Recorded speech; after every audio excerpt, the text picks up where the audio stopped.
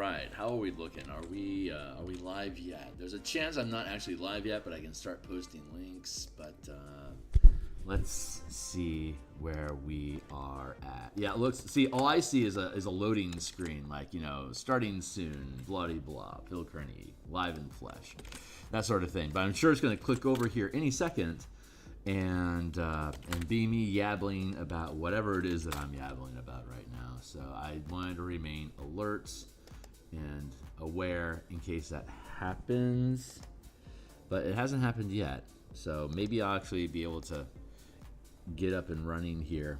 6:17 today. There we go.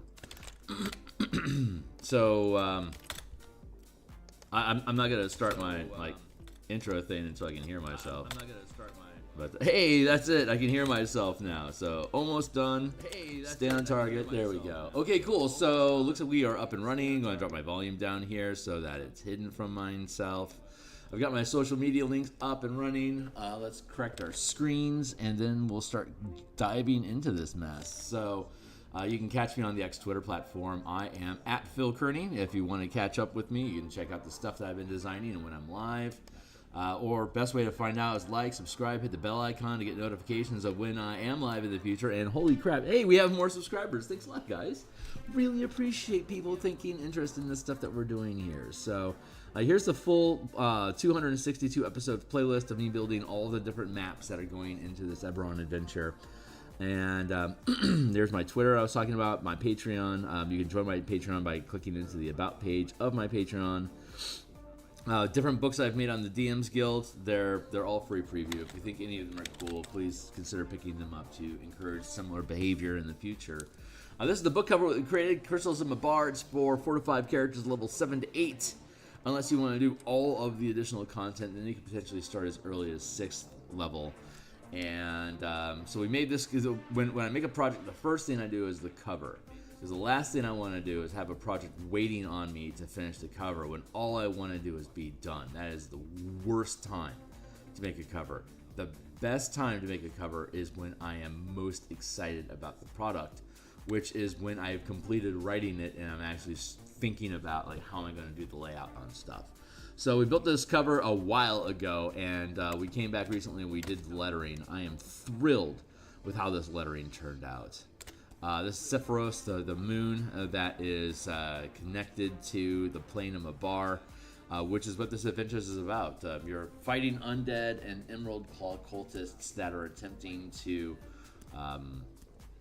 create an artificial manifest zone to the plane of Mabar, and then permanize its co-termination so that they can start terraforming the environment into a extraplanar soil that has unnatural plants and other stuff growing in it that can be harvested for alchemical components.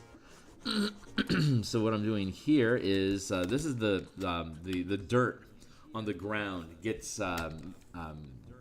basically loses all of its life energy. This is in the forest of the Carnwood, but once all the trees, once the soil dies and the trees start to rot, it all turns into this slurry-like sort of necro swamp effect, and so the soil dries out and becomes this coffee ground-like substance that can be used for various, like necromancy. It can be used as like material components for necromancy spells and rituals, and darkness spells. So the crystal is basically just scraped up off the ground and dumped into buckets, and it's just, while the manifest zone strengthens in presence, it terraforms the environment more quickly. Unnatural sort of plants start growing from the soil and replaces the natural plants of the Eberron forests into these supernatural Mabar undead themed hazards and environments, like a fungus that's a stinking cloud poison effect, and these mushrooms that if you make a salve out of them, you can wipe them on your eye, and then you have dark vision for an hour. And fun stuff like that.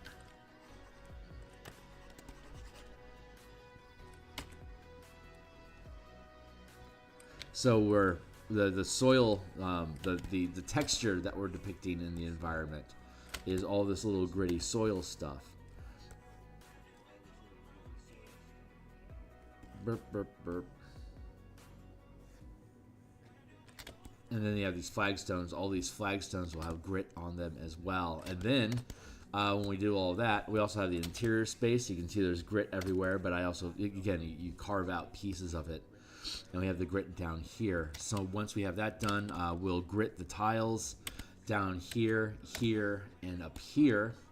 And once that's done, we have our 6 different floral hazards. These are, let's see, this is the actual Crystal's Mabar soil. This is blood moss. This is razor vine. This is Vulpina Lotharia. This is emerald cap mushrooms, and these are death blooms. These are all the different type of plants. We're making tokens out of these. So like for example, the Lotharia. If you enter the space, you have to make a Constitution saving throw for 13, or you lose your action throwing up. This is razor wire. It does like D4 slashing damage if you enter the space with it. And then every round that you're there at the beginning of your round, you'll take damage as well. Mushrooms don't necessarily do anything. The death blooms don't specifically do anything. Neither does the dirt and the moss. So those are just flavor text, but these are the 2 that are actual hazards in the environment. So we can strewn these around the battlefield as just random hazards, and these will be included as tokens in the adventure. So the DM can we'll just do a page of them for black and white, and then the digital aspect will just be little 100 pixel tokens that fit into a 5x5 square. And so a DM can just litter these across the battlefield, and we'll have maps included with the adventure that will have a scattering of terrain like this throughout it as well, which can be used as examples, but the color map won't have them. They'll be on a separate, they're separate, so you can follow the format we provide, or you can have a blank environment that you can then scatter in your own mess, or you can take the one that's already built and add to it. Your choice. So what we're doing right now is, now that I've explained this general bit, the sinkhole has a living grave inside of it. I think the living grave is not being seen currently. Hold on, let me go inside and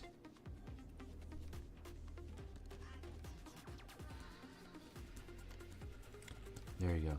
Here's the living grave that's inside of the sinkhole. And proportionately, here's how large it is in the sinkhole space.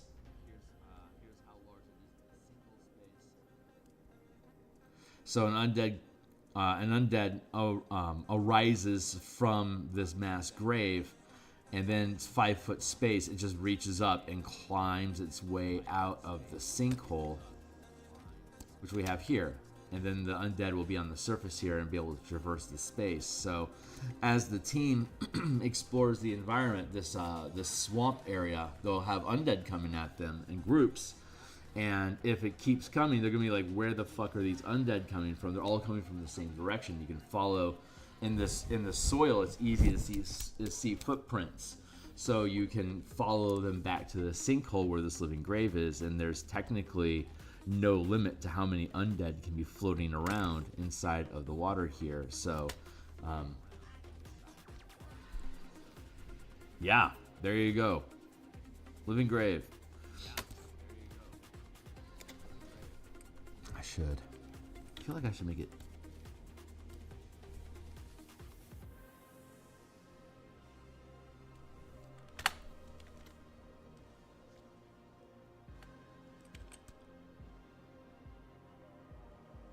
No, that's too big because the humanoids in there are way too large. Oops, get out of here, scallywag.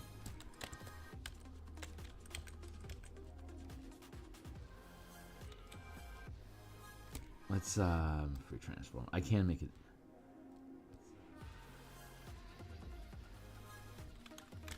There, that feels better.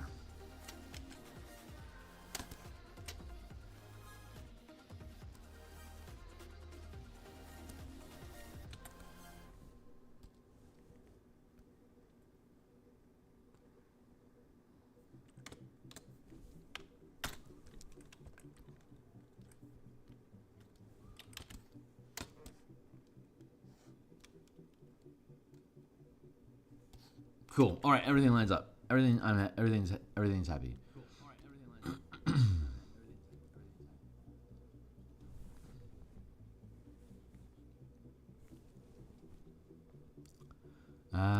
Right. So we're going into here, and we are texturing the pixels, the dirt. So this is the brush that we use.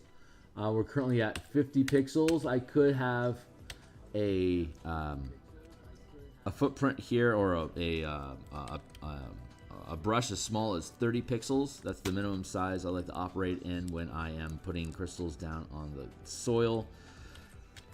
But it could be anything up to 100. So here is 45, and you see how that just kind of fits into the space. So this is a really great brush that I just kind of discovered by fucking around. And once I did, this was perfect for me to be able to layer together crystals like this. And these little gaps that form in here, that's going to be okay, because once we finish carpeting the area, we're going to tear out little chunks of it like this to erase it down to have these natural bare spots. So it's not 100% consistently converted soil yet, so it's in the process. And these little potholes, I guess, rifts, these pothole rifts in the ground, are little vignettes that can be slapped down anywhere, because we're going to have just a general map of like manifest zone swamp terrain that you can drop these tokens onto, as well as these flooded puddle templates. And then the sinkhole map is one. We're going to have a dilapidated gazebo is another, and then flagstone pathway is a third, and the tree of woe is the fourth. So this once we finish this map in general, this one's taking a long time because, well, it's 3 different maps because of the changes in levels. The gazebo will only be basically the size of this area, and we'll already have a general terrain map. We'll have the tokens done, and we'll have some of these flooded puddles to be able to slap down around the environment. So we're going to do another 3 puddles like this with the gazebo map that's coming up. And then between the 6 of them, we can grab 3 of them and add them to the Tree of Woe as a templated sinkhole. And then the Tree of Woe will take up about this much area. So it's going to end up being like a 20 by 20 space overall for the actual map, which on a maybe it'll be, what is it going to end up being? What is this?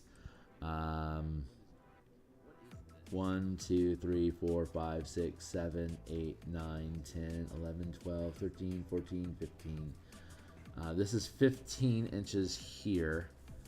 And this is 1, 2, 3, 4, 5, 6, 7, 8, 9, 10, 11, 12, 13, 14, 15, 16, 17, 18, 19, 20, 21.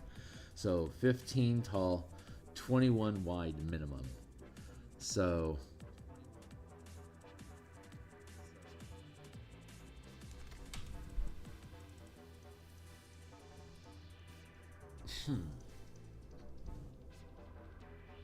that's got me thinking.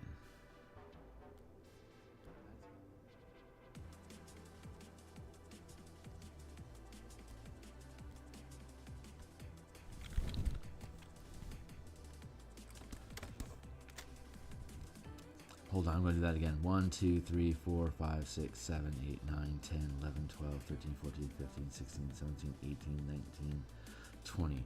And it's 15 tall. So I could do 2 11 by 17 pages, and I would split it down the middle. This would be here. No, it'd be 1, 2, 3, 4, 5, 6, 7, 8, 9, 10. Yeah, it'd be right along this line here would be the halfway mark. But that'll just be for the terrain. This itself should be able to fit fine. 1, 2, 3, 4, 5, 6, 7, 8, 9, 10, 11. 1, 2, 3, 4, 5, 6, 7, 8, 9, 10. 10 by 11. So this will fit on a single 11 by 17 legal sheet. And then these are separate templates that'll be on a separate page that also fit on 11 by 17. This fits on, this and this together, I think fits on 11 by 17. 1, 2, 3, 4, 5, 6, 7, 8, 9, 10, 11, 12, 13, 14, 16, shit, 17, 18. 1, 2, 3, 4, 5, 6, 7, 8, 9, 10, 11, 12, 13. So this will be a page, this will be a page, this will be a page, and then these will be on a separate page, and then there'll be the general map environment. Well, you don't need a general map environment on a blank map. You just drop these things down between different areas. So that'll be fine. 1, 2, 3, 4 pages there for print, and then digitally, it's like virtual, like Roll20 virtual tabletop can have up to 100 by 100 squares on a grid. So this easily fits inside. Like you'll be able to use all these together and then just put a mask layer over the profile in the underground space.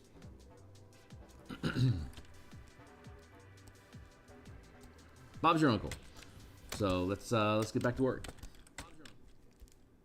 But yeah, this is right now I'm just playing an endurance game. However long it takes me to add all these crystals is how long it takes for me to get to the next step.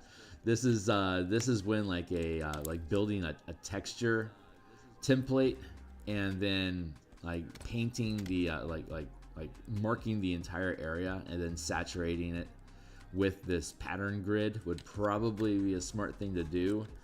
But I might not ever need this type of thing again. I don't know. It probably would have ended up saving me a few hours of work if I had decided to build a custom texture template out of this. I'm not sure if it would have tiled the way that I want. I'm not sure how long I would have had to spend on it. I know that if I do it manually, I can get it right basically the first time. So I wasn't heavily incentivized to automate this process just because it's honestly doing stuff like this is very meditative. If you're new to art or you're thinking about getting into art and it's a creation art, not a oh shit, I'm on the wrong layer.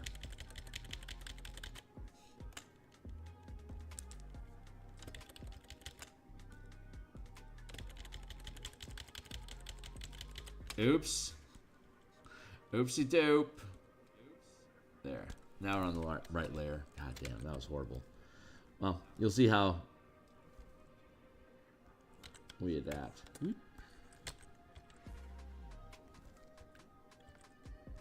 See this brush at different sizes, it just clicks together really, really nicely. It's a great texture brush. I mean, for this project specifically, obviously, but like finding little things like this that you can add to. What was my point? My point was, sorry, I got distracted because of the flaw. Let's see. Oh yeah. We were talking about.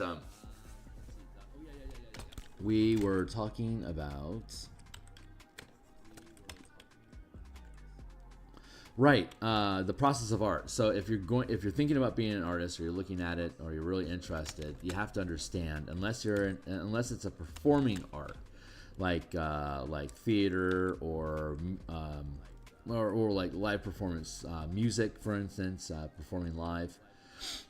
Those are performing arts where you are demonstrating your art in real time to an audience. Technically, what I'm doing right now is performance art because I am creating the art in your presence.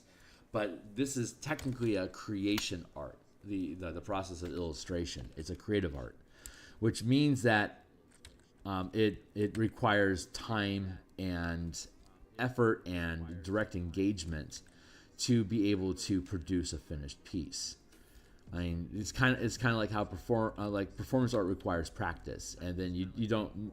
Sometimes you practice live, Most of the times you don't, because you don't sound the way that you want to sound, and you want to perform a completed piece. So, and in the past, it would be you only show the art that you're like the painting that you're creating. You don't show it until you're finished with the creation. That's how the world used to work. But now we have social media. You can make anything performance art if people are entertained by it. But the thing that I'm saying is that you can't with creative art, you can't get away from the time required to just keep your ass in a chair or standing in front of an easel and pushing. In my instance, since I do digital, I'm just going to push pixels for hundreds or thousands of hours. I've probably accumulated 15,000 hours worth of just various fantasy art illustration over time.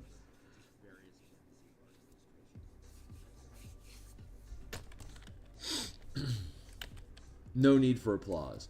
But the point I'm making is that for you to survive the experience of sitting in a chair for that much time and to want to do it again, you're going to have to get really comfortable with introspection, because unless you're always live and yammering like this while you're doing art, you're going to have long fits of silence where you're basically just listening to whatever's running in your head run while you just press the do another stipple. All I'm really doing right now is stippling with a complicated texture brush. So I mean, for those that knows, it's obvious. I'm just stippling. But it's for me to be able to get to a place where I can comfortably babble about stuff while painting. I have to get it to a point where actually performing the steps of painting is reflexive, and I don't actually think about it. I can't have a conversation with you if I'm having to think about the brushstrokes. And when I'm doing cartography or like ship layouts, and I'm like thinking of the logic through, it's kind of like doing page layouts that I have to just sit there. Hey, what's up? Morning. Did you happen to take a look at the campaign setting? I have not looked at the campaign setting. I am sorry. Where did you put it?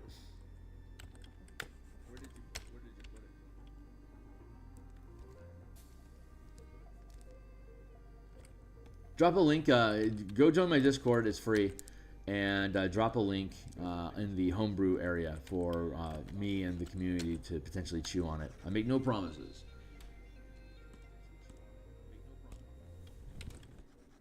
I do consultations for $25 per hour, but most people that just want something looked at casually, that's an investment. So I always recommend just drop it into the Discord so it can be chewed on casually by anyone that just stumbles across it to give you some feedback. And when I am in a fit of procrastination, that's a good time for me to catch up with other people's works. But I don't have much of a... I'm not a lore guy. Anyone that sticks around my channel for any amount of time will recognize that as a DM, I'm more interested in creating scenarios for more structural or technical environmental stuff, and a lot of the... I'm not a big lore expert on settings and stuff. Most of my scenarios are... I don't do I have an ongoing campaign myself, but I don't lean into character backstories or world history much at all. It's most of the focus of the campaigns that I run is improvised and decided together as part of our session 0. So it's like I use a geography and general geopolitics and technology and national borders to define some space. But if there's anything going on, it's generally only related to what's going on inside of that campaign. So in a lot of ways, reading campaign material is interesting and inspires ideas, but I've spent my teens and like from age 12 to 25, I was super invested in campaign lore, and at some point I'm like, oh, I'm full. I have now at this point consumed enough media, watched enough movies, read enough books, read enough campaign guidelines that I can improvise pretty much worlds, cultures, settings, and stuff like that deep enough to be able to get through any normal campaign. And if the team takes an interest in any particular aspect of society, I don't want to bother building all that in advance. I would rather kind of brew it with them there on the spot or as part of our session 0 so that they take as much ownership in the appearance and look of the world around them that they're going to be inserting their character into, as I will have in depicting the things that happen in that region. So, but having put all those caveats to the place, again, if you want to drop it down in my Discord, I will eventually get to it, and someone else on the Discord might get to it more quickly and have some poignant information or some perspective for you. But thanks for valuing my opinion. I really appreciate that.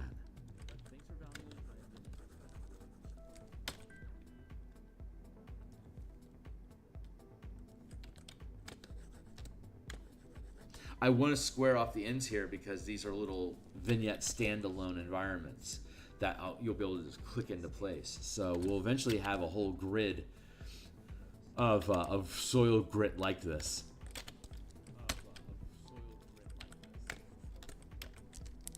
That acts as like a playmat environment.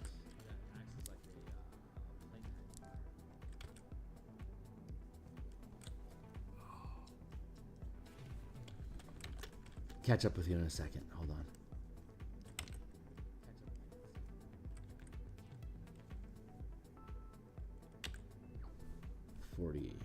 The minimum pixel size I want for this texture is 30. Anywhere between basically 30 and 100 is okay in the size of the pixels of the brush. So, oh no, it's not. It's just go to because the Discord link is constantly changing. It's I don't have a permanent Discord link. It updates every week. So go to the Patreon, the about page of my Patreon. That Discord link is updated every week. If it's not live currently, it will be tomorrow. Hold on, I'll make sure it's live. Let's go. So go to my Discord community link on my Patreon here, it says. And then here's my about page. Here is the Patreon link. Or the Discord link. Let's see if it works. If it doesn't, I'll update it real quick. There you go. Check it out. Dive in. Say hey. It's also where all my playtesting happens, on the Discord. For anyone that's interested, that's catching this in the future, when I do playtest stuff, I provide my paying. I have one Patreon level right now. Actually, I have two. I have one Patreon level, which is $1, which is thanks for showing up. You now have preferential treatment when I do playtesting stuff. Like, you'll get first rights to seats. I'll ask your opinion. You guys break ties if there's any. Eventually, that's when I'm going to start. Like, once I finish a lot of these books that we're working on, I'll be able to start posting additional content on the Patreon that wouldn't have any high value as a standalone, like little snippet ideas that don't necessarily make their own books, but are things that are worth putting out there as mechanical ideas that need some structure. It's an excuse for me to build things and to drop it on the Patreon for people to chew on. So I'll start doing that once the current flurry of books are done. I can start playing in that space, like for the Martial Powers book and the Warforged and Machines book for Spelljammer, and the revised 5-color mana spell point variant rules. Once those are all updated next year, then I'll be able to basically create MTG character classes, subclasses, races, magic items, new powers for any MTG setting, both published and not, because it'll be on my Patreon. And all the reference material for building out Magic the Gathering based characters in Dungeons & Dragons 5th edition will be on the DMsGuild for people to look at. So you'll be able to get like the core mechanics of how to do it on DMsGuild, and then you can go to my Patreon to see what exactly am I doing with that stuff. Like if I were to build a book of Boros, a book of subclasses, all 13 subclasses built specifically for Boros, it would not sell. It would make shit for money. But it's cool content for me to be able to paint and talk about, and to promote martial powers, and then to create a custom example of how those powers can, like for like a Boros Swiftblade, for instance. We can take the martial powers book, have a predefined set of like default prepared powers, and then build a specific unique subclass for a Boros Swiftblade, and then express it as a fighter, as a barbarian, as a ranger, as a paladin, as a rogue, as a monk. Like have an array of class features in general that the Swiftblade, like a Strix class sort of thing, for a particular card from a Magic the Gathering set, and then build out. If it's a martial based class, if it's a martial based character on the card, then we can build out a martial powers character for it. If it seems to intrinsically be a spellcaster, then we can create a Strix class for the spellcaster. And that stuff doesn't really sell on DMsGuild like at all, but it's really cool content. So I can put that on my Patreon, and like I can, take polls and do stuff like. I'm thinking of Patreon stuff to do, since folks are willing to throw me money. I need to continually add value, and I need to divorce myself from the DMsGuild eventually. If I'm going to evolve as a content creator, I have to start building an independent platform that I can actually accumulate followers with. And as a freelance illustrator, it was never valuable to me. I would just find out. I would post commission stuff, like, hey, I'm doing some commissions, and that would net me clients. And then if I wanted to do corporate work, I would reach out to various communities and get on Rolodexes and stuff, but I didn't necessarily need a website at the time. And so I've never really developed a website for my art, and now that I've built out a number of 5e products, and I'm looking to continue to expand my game design credits, I'm thinking I should actually get a website built so I can get an email list going, so I can build out things like potentially get a Kickstarter going for the off cipher system that I've been running with my home table. I'm yammering. I hope you're enjoying the ride. Just heads up, you have a small feedback from your stream, and you have... Oh, okay.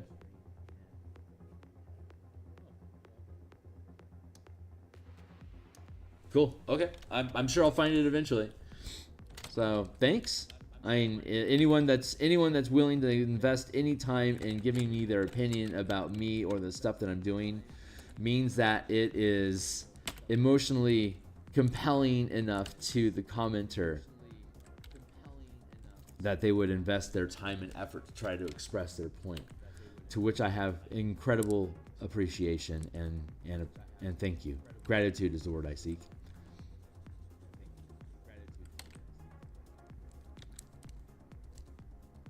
Let's do like that.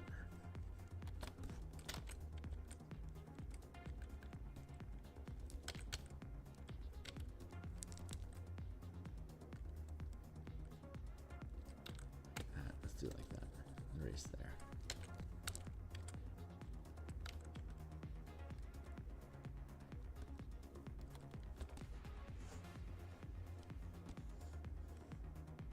Oof, man, I got some. He's going the distance. He's going for speed. He's all alone in a time of need. I don't know the refrain. But Filter's going the distance. What a song.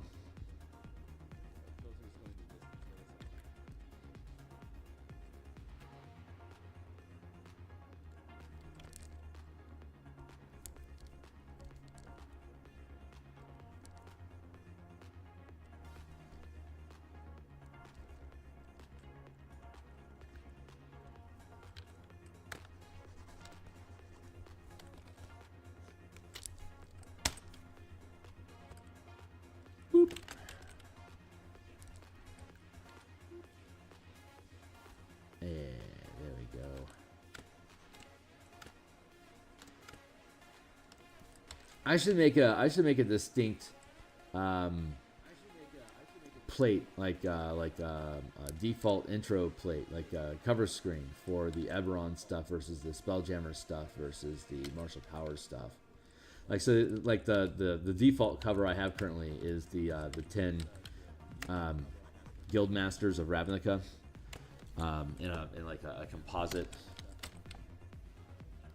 illustration, like a movie cover. Makes for a cool book cover, but it's not necessarily the best intro plate for my channel.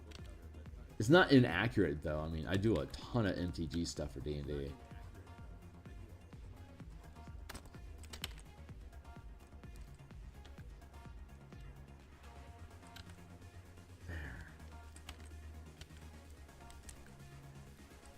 I think it's time for me to take a sip of water.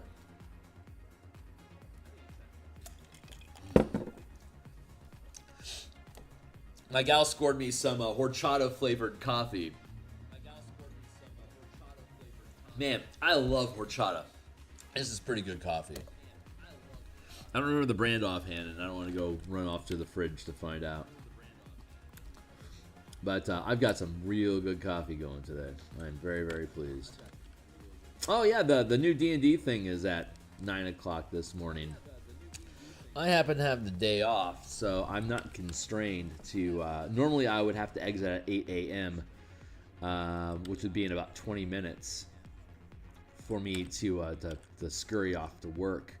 But I have the day off, so I think I'm just going to sit here and just chill and push, click things, and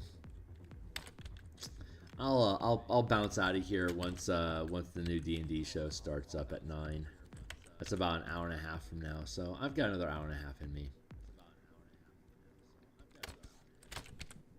And then I'll be back on later on today at 1 o'clock here in Seattle, which will be in about a little more than 5 hours from now. We're going to work on Spelljammer subclasses. So we have a number of in the links down below has a link to the Spelljammer book that I built, and it's a big deep dive into combat, spellcasting, and exploration in a spelljamming setting.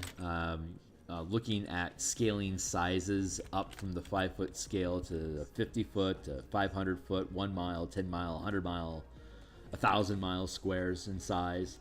100 million miles per day of travel. So we have rules for expanding spellcasting, ship combat using 5e combat mechanics, exploration rules, astral sea travel, and so we have a bunch of neat variant rules for 5e to use all of these things with like a second edition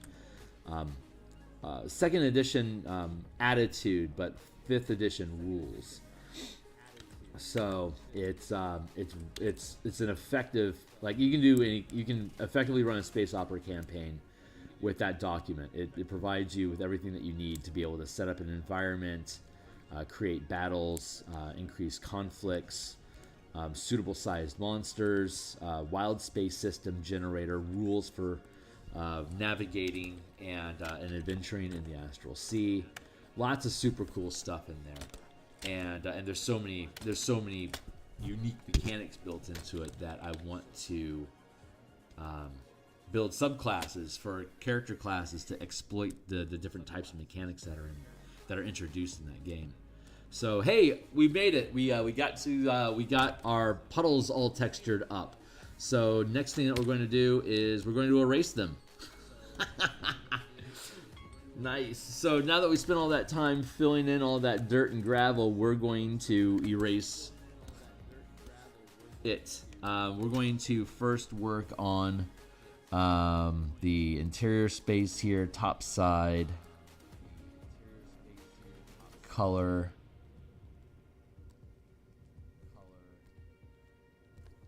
grit. So here's the grit on this map here.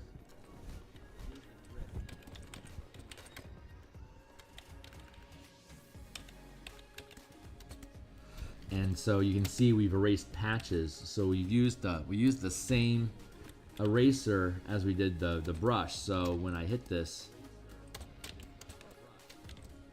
it thins out the soil in that particular spot. So I do these little clearing patches to break up where the soil's at, and then I go back in and I re-add it.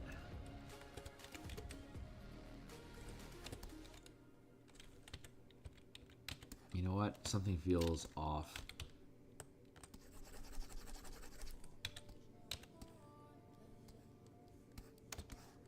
Better. Much better. Now everything's the same color. How are you looking down here?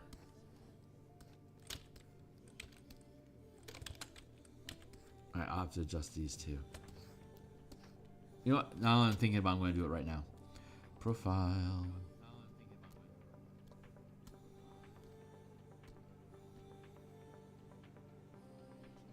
Color.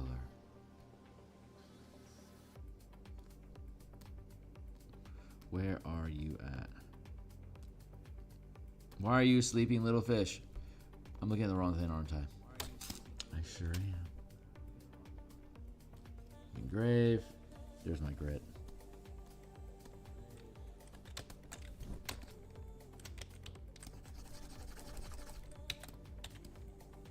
Good. And now let's go down to... I hate when I use the wrong color. What a pain. With engrave, my grit.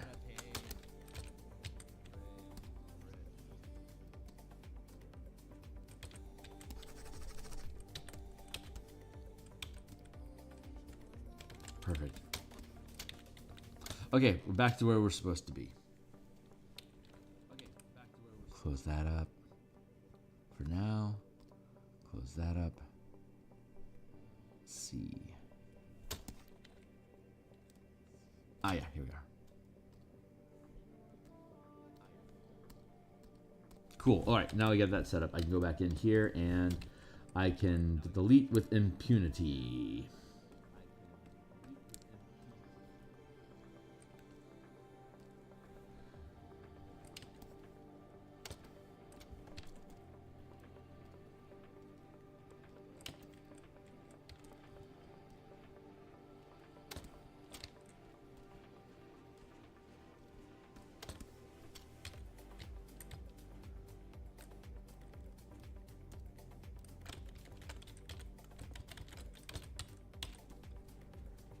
Let me add some back in.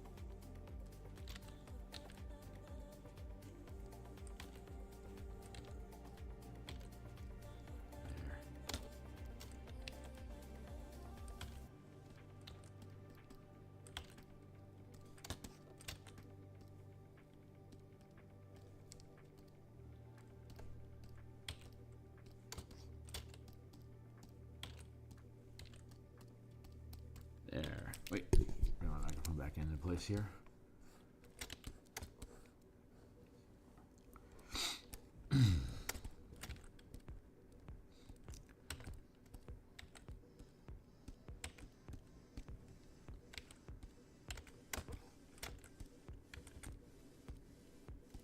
The inconsistency creates a lot of just natural chaos, which is just natural unto itself, like not being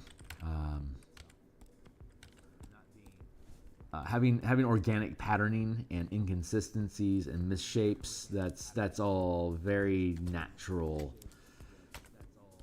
It sells the texture and the composition that you're building, and it allows you to layer template stuff over it, because the templating doesn't stand out as bad if only if a lot of it is very organic, then you insert some templated repeating pattern stuff. It tends to jive better because the overall project is showing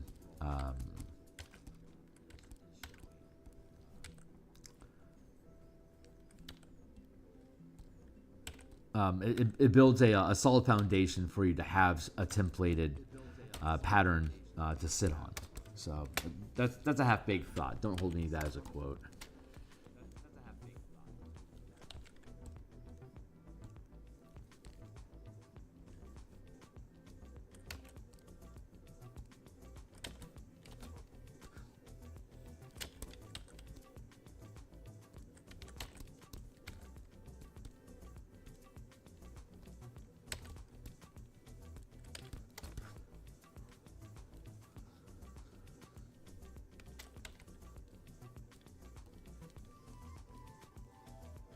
See, it's just a little chaotic little, just breaks it up so it's not so uniform. It's not bland or just dull, like dull, consistent to a point of being dull.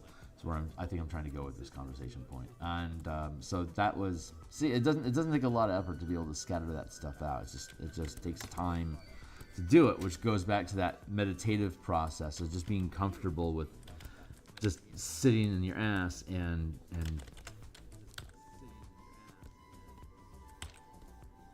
putting the work in. It's just a matter of putting in the work. But I'm blessed to have done so many hours of production that I can just my hand is disconnected from my brain. It's it runs the program. It does the thing that needs to be done, and I get to kind of hitchhike on the process and just kind of like watch it happen. I just trust where the pen wants to go, and when I do, I get to sit back and observe the art occurring just as much as everyone else here. So it's really cool to stream this stuff because I have only just like a very vague idea of like what this stuff is going to end up looking like. It's I don't have like a clear image in my head that I'm reproducing. I have like this cloud. It's very similar to AI, where I have like this cloud of possible ideas and references that I've had over my years of being able to consume media. Like when I think of an archer, there's like 50 different types of archers that just kind of like float around inside of my head. So as I start putting the art into place and pushing the pixels around, it starts to become apparent, like what's the pose that we're going with here, what's the intensity, the angle, the camera work, where's that all sitting together? And it's not planned out in my mind at all. It literally is just kind of pixeling into existence. If you check out a lot of my character art, you'll see that I just start off with a swirl of color, and it eventually evolves into a detailed character. It's to me, like how AI creates art is literally automating the same process that I do inside of my own head when I'm creating character art or an environment. It just kind of clouds into existence. So it's I respect what AI is doing. I don't support it because it's a competitor. It's like I'm not going to suggest somebody purchase art from another artist unless I don't think I can do the work and I don't want to. So I don't recommend AI because I'm my own artist. But the craft that I produce is like, this is how I create art myself. It's the same as what the AI will do, but you can see it happening very, very slowly in comparison to how quickly, because the AI can render all the pixels at the same time, and I can only do it 30 pixels at a time.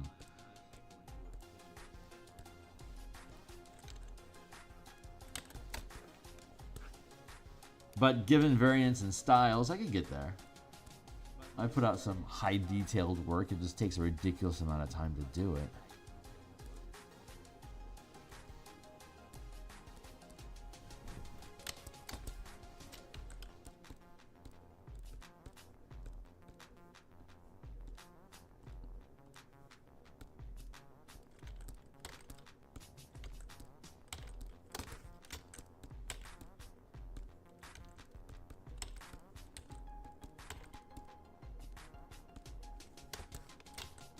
So for me, like artists that are streaming, it's less about the speed of production and finishing a product as it is about talking about the mindset and the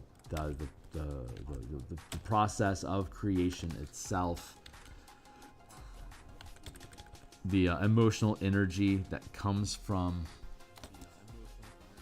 working on projects like this. That's where the performance art aspect of it is. And luckily, this ends with a creative result that can be provided to other people. Like the books that I build can be shared, etc. And that's very satisfying for me. Building entire books and illustrating them and doing the cartography for them is incredibly rewarding. It is a massive lift, and I don't have like massive following success or anything, but the stuff that I do is really like indie comic project level stuff, where it's very niche. It fills its niche. I like to think it fills the niche very, very well on whatever project it is that I'm working on. It's just a matter of how much does the general public value the projects that I work on. They're mechanically apt, and I think they're in my presentation, the quality of final product that I'm producing continues to rise. So I think it's a matter of I think that's a thing that I'm finding out about myself, is that I've got so many bucket list things that I want to do using IPs from 2nd edition, 1st edition, Deck Me, that I've loved. Like I like doing Spelljammer stuff, and I like having Spelljammer on the title of it. So I like publishing on DMsGuild because I can literally use the Spelljammer logo, which is what I've wanted to do since, when did that come out? Like I was 16 when Spelljammer came out. And I was already into fantasy artwork, and I was building my own deck plans for ships that didn't exist yet. And I very much wanted to, God, someday I just want to do this stuff like at a professional level and get paid to do it. Like, how awesome would that be? Well, that's what I'm doing currently. So I'm very much bucket listing my childhood dreams of creating this content. And I know that DMsGuild's not the best place for me to be for a retirement plan, but it allows me to get that dream completed. And if I last long enough and I hit all my bucket list stuff, then I'm going to be at a place where it's like, okay, great, I got all that out of my system. And while I was doing it, I learned so much about making good product, how to connect with people on it. I'll eventually get good at marketing and product design and packaging. And once I get all that stuff figured out, I'll probably be bored of doing D&D IP, and I'll want to branch out and start doing my own stuff on my own. And that'll be perfect timing. It'll all be perfect timing. So there's no reason for me to rush out the door and want to make my own brand or whatever. I'm not powerful enough yet. I need to continue to grow in power and quality and skill, and get to a place where the stuff that I do is respected because I do it and the way that I do it. And that all takes, earning that respect takes time, diligence, consistency, and effort. And I am literally living the dreams I had from 30 years ago. So it's possible that 30 years from now, I'll be fulfilling the dreams that I have right now. And since the dreams I had as a child are coming true for me now, I can acknowledge and respect that if I just follow the course of my life, the dreams that are meant to come true will do so. And they will be wonderful, and I will be proud. But there's no rush, because everything has to be put in place that allows those dreams to become true. The right conversations, the right people need to come into your life, the space and time for you to be able to perform the tasks necessary, and to have the emotional motivation and endurance to actually follow through in a level of quality that will be something I can be proud of. These are all check boxes that need to click for quote unquote it to happen, whatever that it may happen to be, at whatever level of success it is destined to become.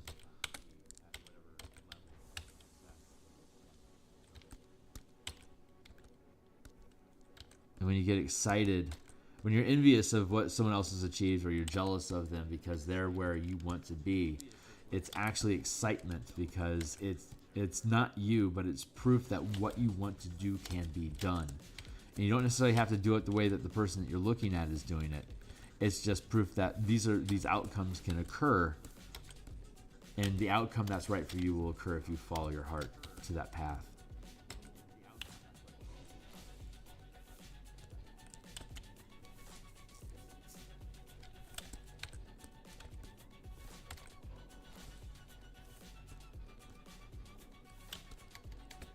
That feels pretty good.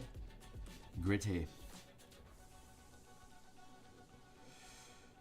So we have those taken care of. Now let's go up to the puddles.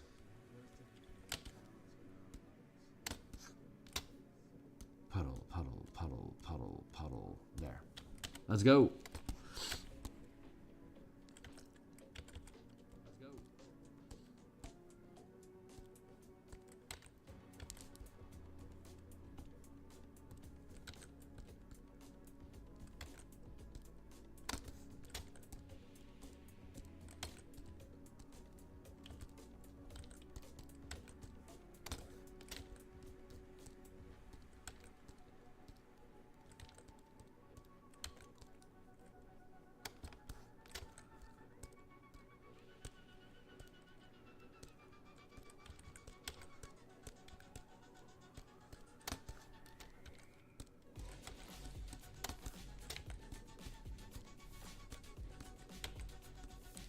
These are fun to do. It's just stippling. I'm just erasing like that, and then I'm just adding some back in to break up the texture a bit, to make it consistently inconsistent in patterning.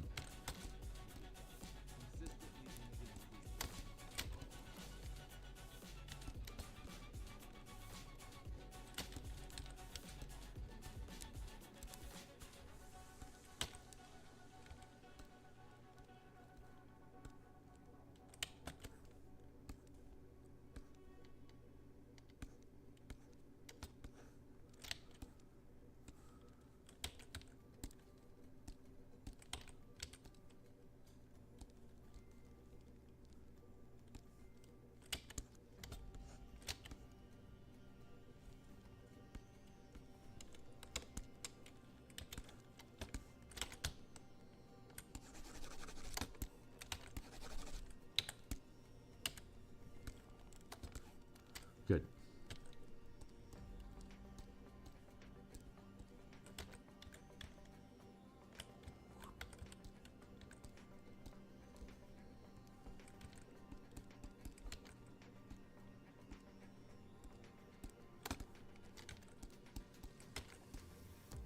Like that.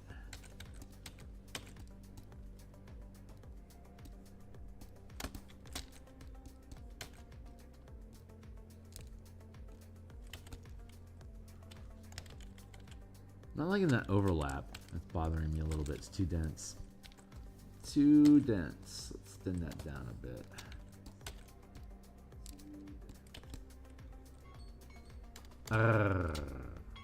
All right, you're right. It's time to take a sip of water.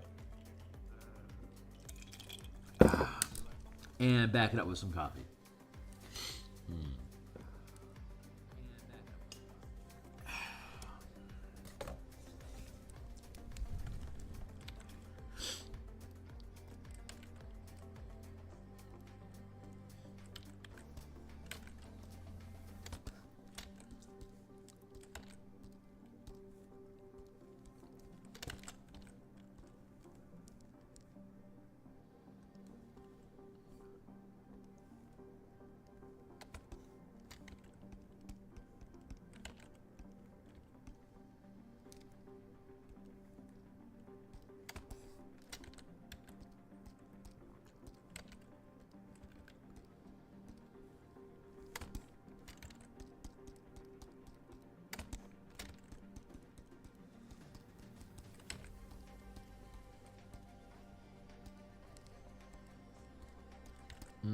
No.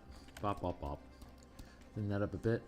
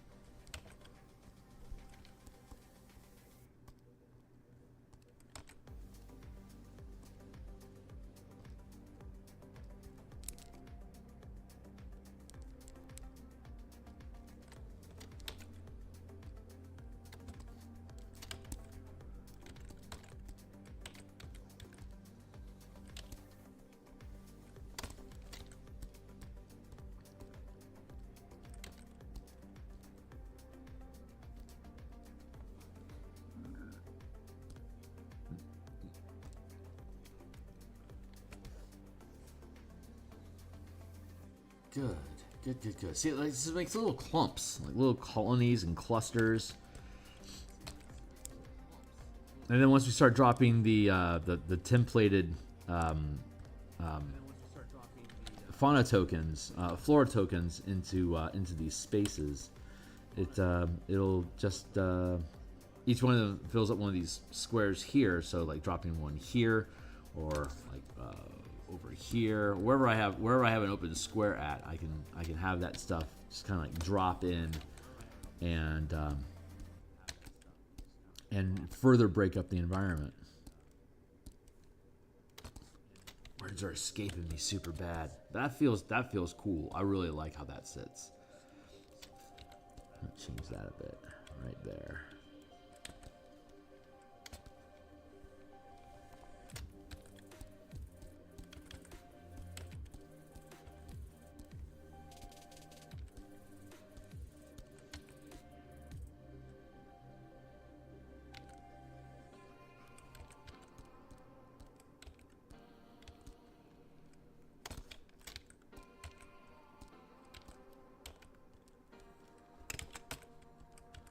That there.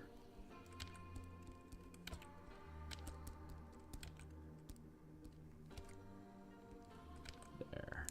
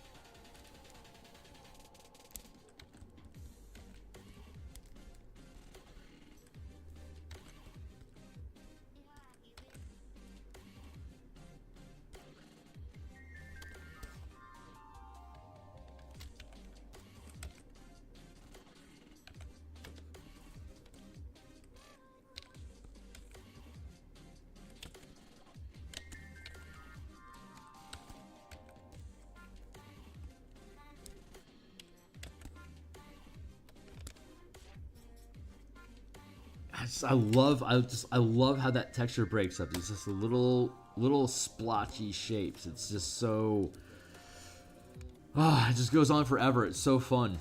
I love it. I absolutely just love doing these little texture things like this. They're so satisfying. I missed my callings in the early 2000s of being a texture artist for a game company. I totally should have.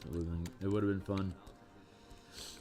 I'm sure another version of me in another reality is having a blast doing that stuff. That is not the role I am to play on this planet in this reality.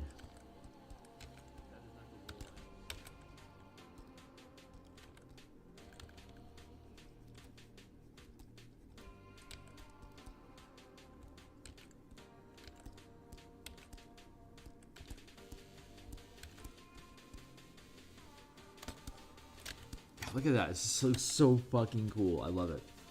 Absolutely love it. Okay, so let's see. We have that taken care of. Next thing we are to do is add grit to the top of flagstones. So the puddles are technically done. Huzzah! Huzzah! And let's see, we're going top side here, and then we have our profile space here with these tiles down there. And then we have a few tiles that fell into the sloop down in here. Each one of these are going to need their own tiling as well. It's just past 8 o'clock. Let's take another sip of coffee. And let's get cracking. So at the top of these pedestals, we don't put crystals on the top of them. It's just one of the design decisions we made to help differentiate. Oops, it just locked up. I have to hit save, and we'll have to reopen it. Sinkhole chamber. Okay, so by leaving these top side, the tops of these pedestals, and the sliding down sides of them, if we leave those clear of crystal, then it helps define navigatable space. Like, you have to climb over these things, otherwise they're obstacles. So not putting crystals on obstacles is a design decision. Like this is an embankment that goes from the soil down into the water. There's no crystal on the embankment. There's no crystal on the water. That helps define these as different surfaces that are more difficult to traverse. The crystals don't have that problem. The tiles don't have that problem. So we want to establish that the crystals are on these tiles, and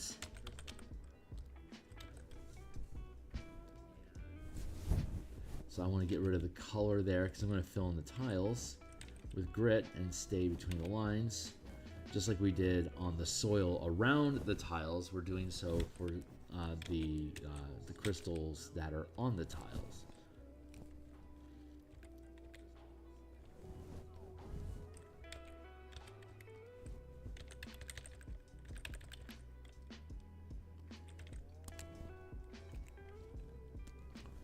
We need a circle for an eraser right now.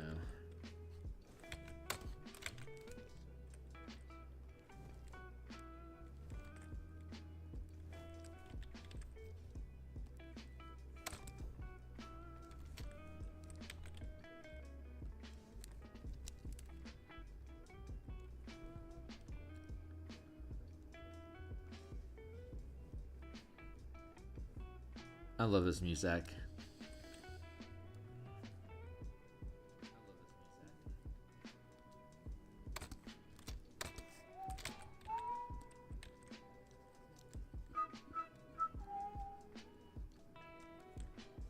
I use Epidemic streaming services for music, and I gotta say, I love a lot of the music that's on here. This music stuff is it's so chill. I didn't really start appreciating this sort of music until like maybe 5 years ago, when I found that it got easier for me to fall into a meditative groove with smoother jazz.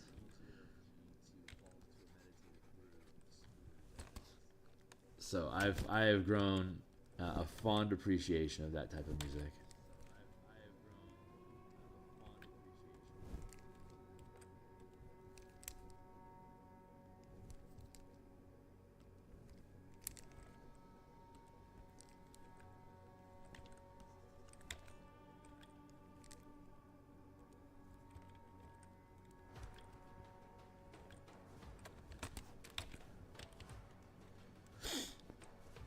But I have today off, so I've got a number of hours. I may end up just doing a shitload of hours of this. I probably won't do so on stream. There's only I have a limited capacity to stream. Like maybe typically anywhere from 1 to 3 hours is where I'm good on doing content for any particular piece at a time.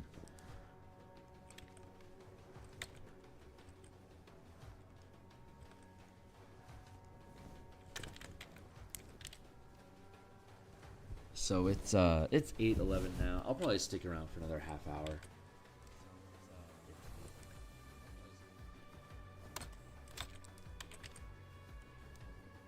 Grab some breakfast before the D&D show starts.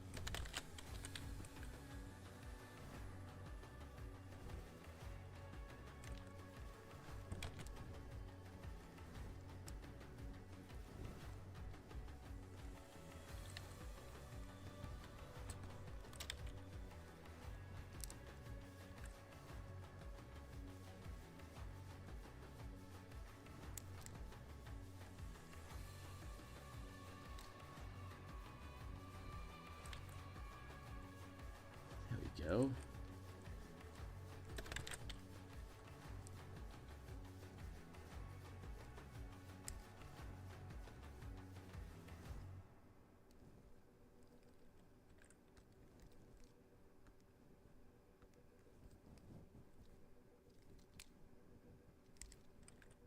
Like that.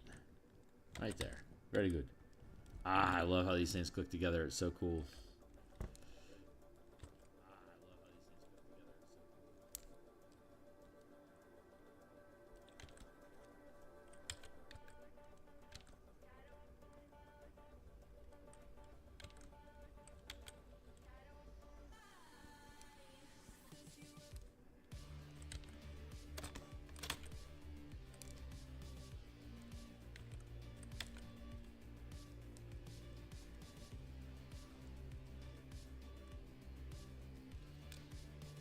It just fits so nicely. Look at that. It just, all this just kind of just spools together. So pretty. Love that. Love that.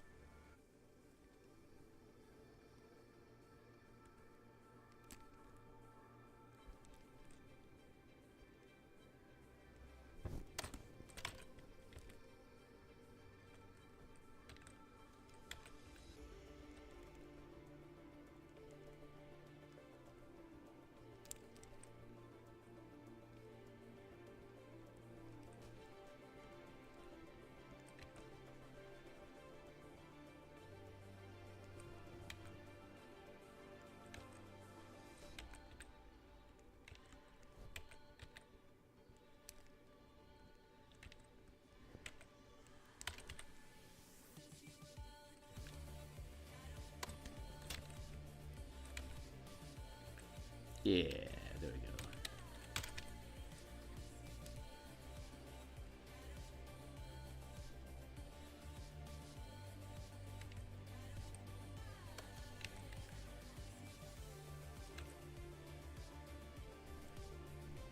Stay between the lines, make sure everything stays nice and clean.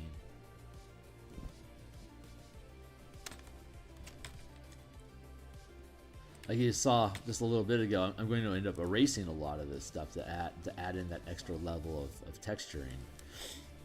But I want to make sure that, so I don't have to have every inch of the surface covered with this crystal, but I do want to make sure it stays within the borders of the object that the crystals are forming on, because they're basically, wherever you've got piles of dirt, these crystals can accumulate.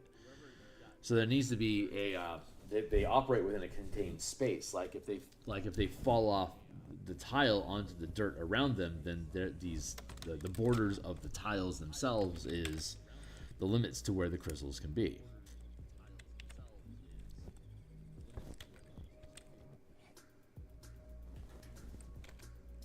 If that makes sense.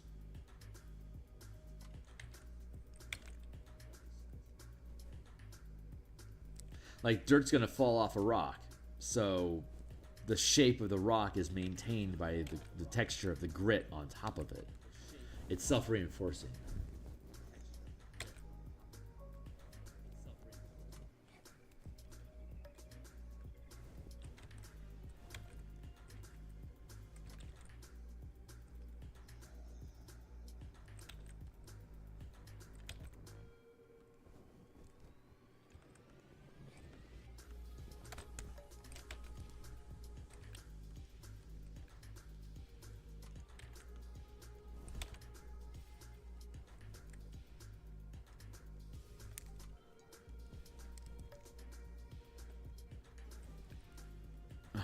This stuff just fits together so nicely.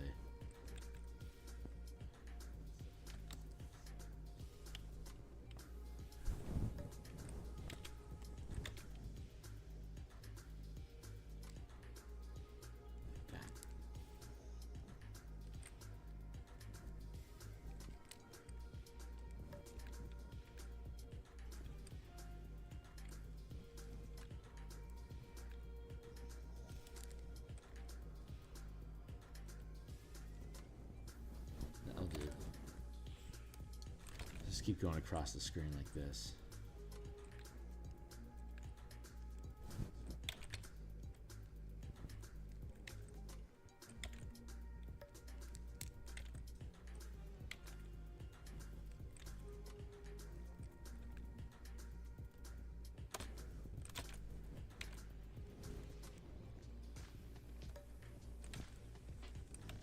And since I built this, I always recommend that people build their own texture brushes or their own shape brushes, because the lines that you use yourself are naturally going to be more complementary to the shapes and other lines that you draw. So if you're making a distinct texture brush, it's naturally going to use the same type of line language that you already use. So your own texture brushes, your own templates are going to better reinforce the style that you're personally developing of your own the look, the brand, the style of your art is naturally going to be reinforced by everything that you do by hand yourself, because it's just further reinforcing that style.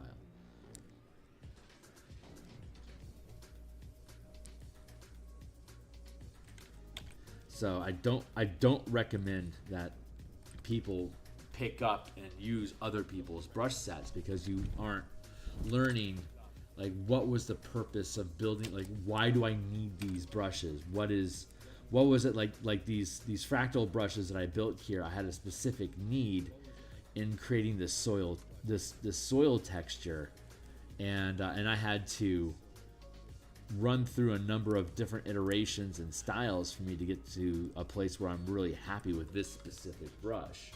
And that's part of my learning experience of becoming a better illustrator and to master the tools of my craft, which is the digital environment.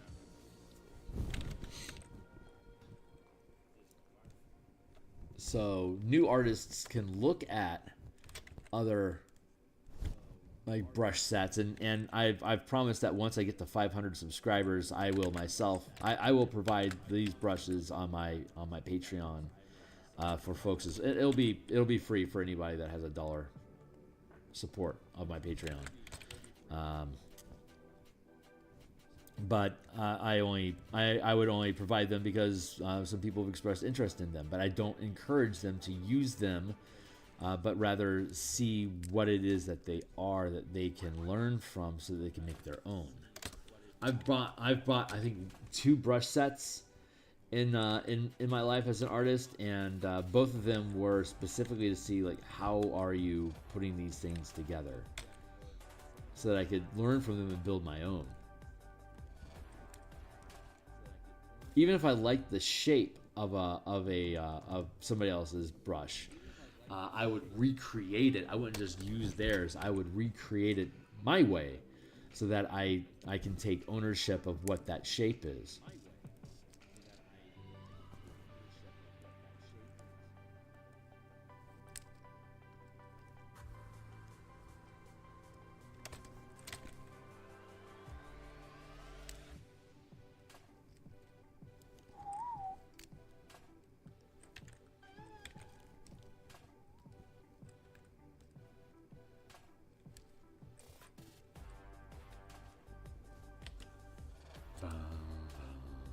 Hey, I'm getting there.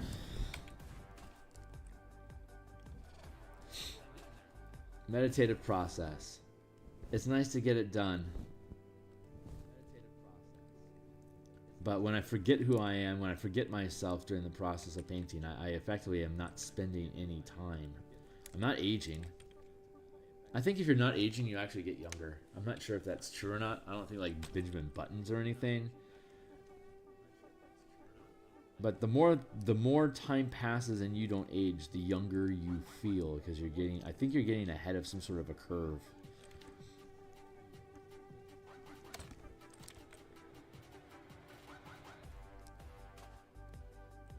Almost like it's like life is like surfboarding.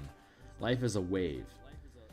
And it's progressing through time, but while you're on the wave, you remain static. You're timeless. You're in that position, riding the wave.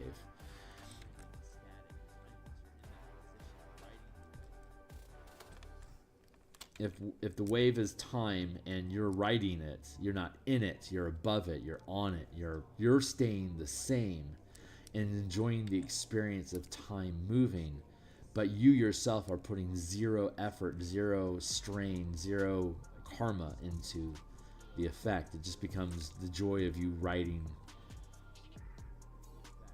the unspooling of reality.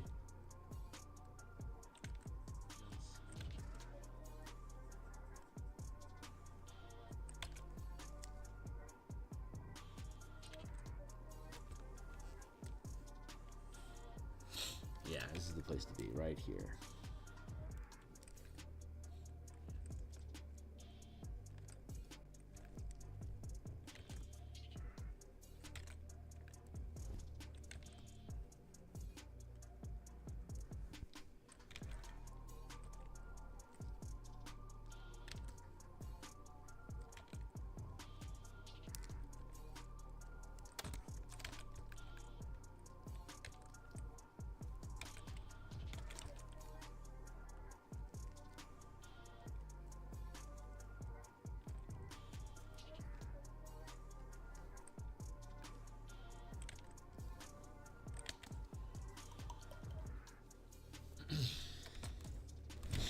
Go back over here and fill this in.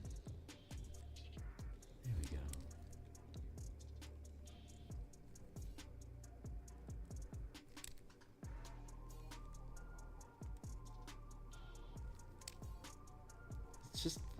It's so relaxing to do this. I think cartography is one of my favorite expressions of art.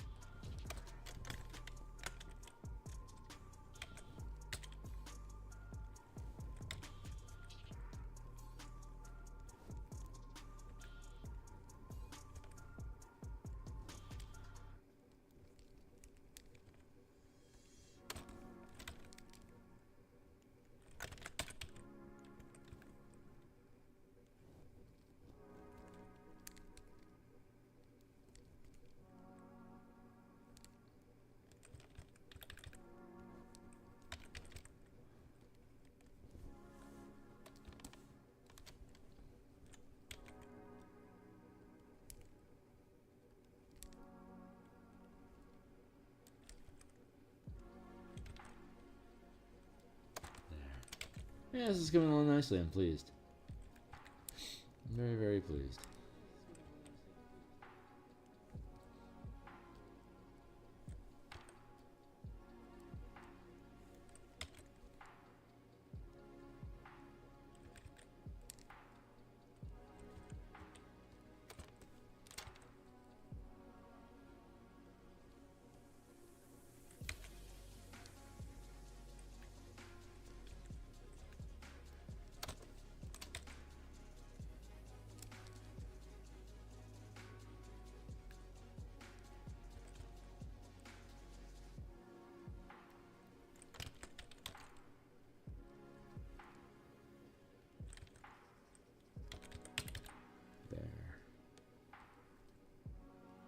All just kind of clicks into place. I love it.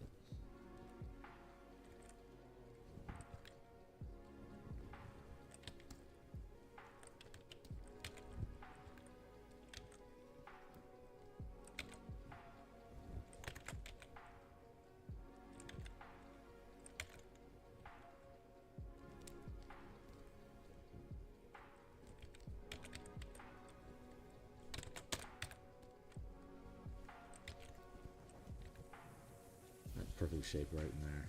Love it. Love it, love it, love it. A little bit smaller here. Are we in the 60s now? Yeah. Whew, man, my belly's getting hungry. I'm gonna have to cook some food soon. What is it? 8:25. I've still got 10 minutes. Okay, I've got 10 minutes left. We'll get done with these. and then I'll cut break, grab some breakfast, hunker down for some D&D, and then who knows what I'm gonna do.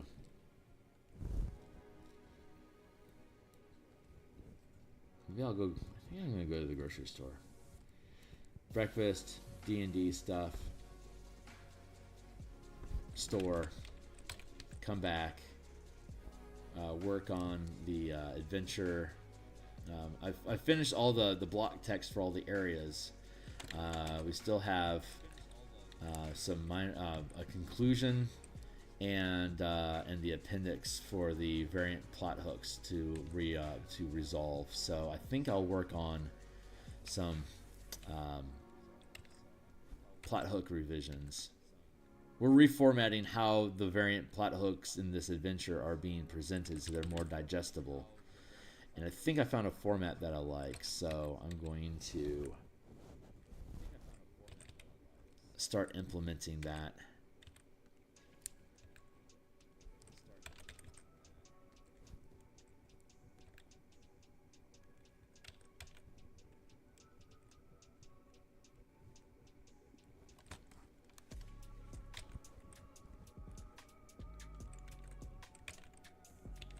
Good.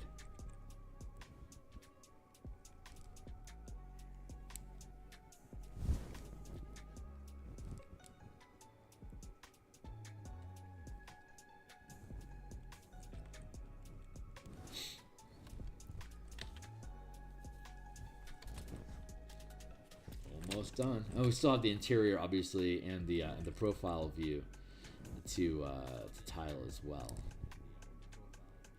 We'll get to that. We'll get there soon enough. I might do those off. I might just decide to do those off screen if I want to do some doodling for a while today, just to help collapse some time frames because we're almost done with this map. Hey, look at that! We finished that. So then we add in the tile underneath it. You see, obviously the color differential.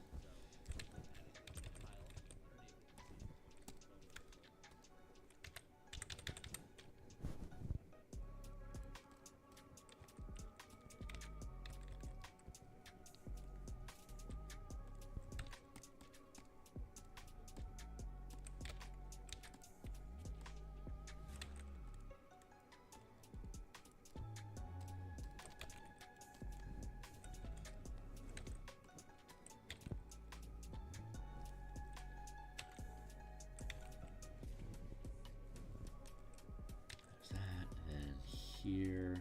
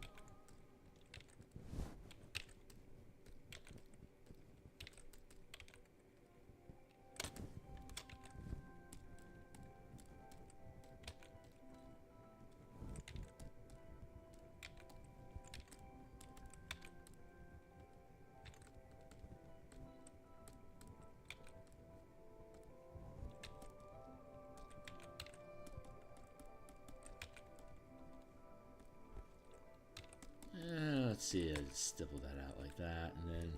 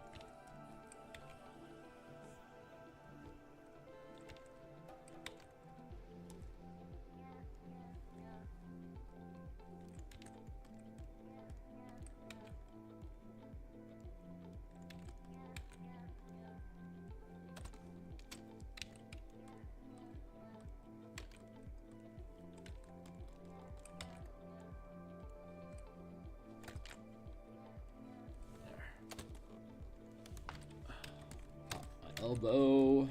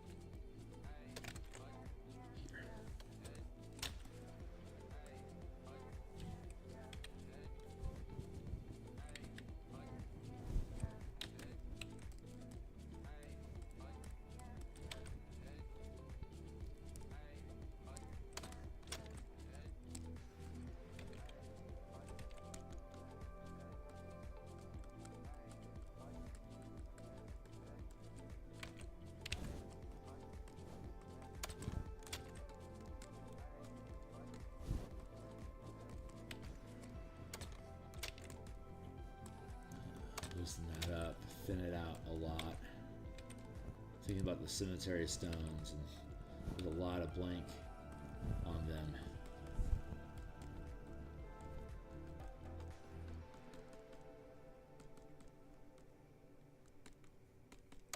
Like that. Very good. Very, very good.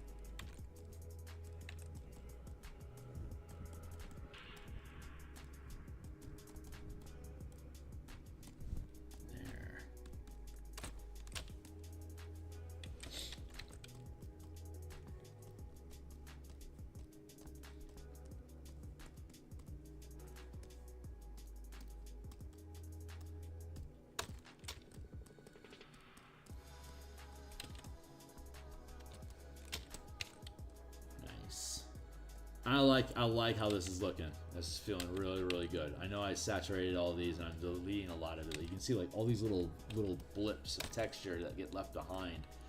Adds character to each of these flagstones.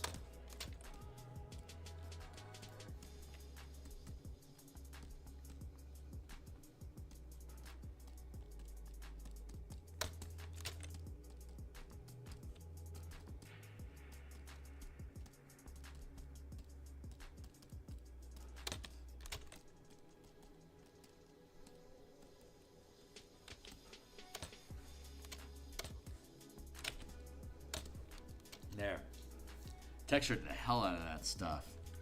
And it's about 8:40. I got a minute left. This is actually probably a really great stopping point for us today. So I am really, really pleased with our progress. I still need to build a 20 by 20 grid. What is it going to be? 1, 2, 3, 4, 5, 6, 7, 8, 9, 10, 11, 12, 13, 14, 15, 16, 17, 18, 19, 20. Yeah, I need to build a 20 by 20 grid. Just like a general surface that can be tiled, and yeah, just as a blanket grit cover effect. So I'll probably work on that on my own. This is a meditative space, but this is. Other than dropping in sample flora to pepper the area, this map is effectively done for now. So I'm happy with that. We're going to come back and we're going to texture this stuff up here, and then we'll texture this little bit down in here a little bit more, and we'll be in a really good spot. We'll be in a really, really good spot. So I am very pleased. Then we'll move on to probably to the gazebo next.